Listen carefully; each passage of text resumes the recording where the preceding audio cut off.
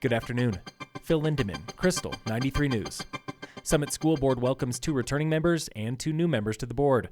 New member Gail Jones-Westerberg is a former principal. She also won the most votes of any candidate at yesterday's election. We're not there to take forward our personal ideas and agendas. We're here to listen to the community. Westerberg promises to bring an educator's insight to the board. We all have the same desires for our students to achieve academically. And I think what we heard last night is that we also need support systems for our students for their social emotional needs as well. Also joining the school board is newcomer Vanessa Agee. Defending their seats are Consuelo Redhorse and Julie Shapiro.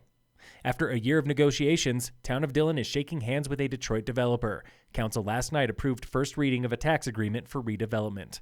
Today, Town Manager Nathan Johnson is clearing up a few rumors about a 50-50 tax split. They cannot take that money and buy property or build properties. It's all for public improvements. And the next big rumor about what this developer is bringing to town. They're currently talking about workforce housing up at the movie theater site. They're talking about redeveloping the Best Western Hotel into something similar. And what they are not bringing. There is no indoor amphitheater that they're talking about. There is no mechanical parking structure. The only confirmed redevelopment partners right now are Pug Ryan's and the Best Western property, including a cafe. There's a lot of different checks and balances there to make sure that whatever they are trying to do is going to fit our community. Council hears second reading of that tax agreement in 2 weeks. If approved, Johnson expects a development proposal by December.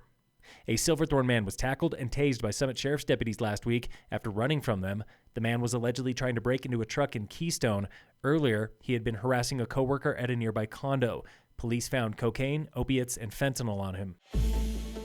This week on the State of Summit. Summit County actually has 4 times the national average of traumatic brain injuries coming in through our ERs and through our clinics. That was Lizzie DeGia with St. Anthony's in Frisco, explaining why head injury is a unique problem here in the high country. Recovering from a traumatic brain injury is a lot different than recovering from like a broken arm. It's not an injury that most people can see and maybe most people don't understand. Dozens of nurses, doctors, and coaches all met today for the latest on head injury prevention and education. If you've seen a concussion, you have seen one concussion. That was Noah Wagner with Team Summit. You can't compare it to your own experiences, to the own individual experiences of a previous concussion, so it's really hard to put down a rule of thumb. Team Summit currently requires 6 days of modified training after head injury.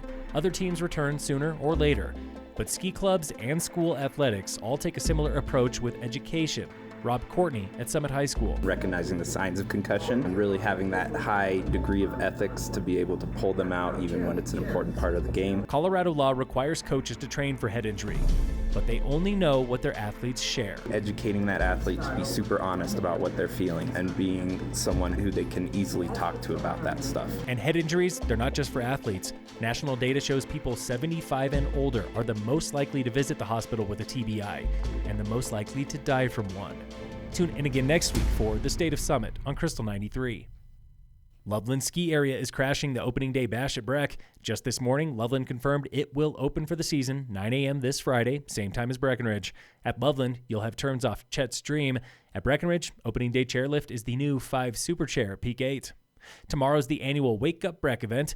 Get free coffee and a free collector's mug at one of 10 cafes across town starting 7 a.m. tomorrow. You can also raise money for the FERC by donating $1 or more. Just $1 can buy up to $10 worth of food bank food.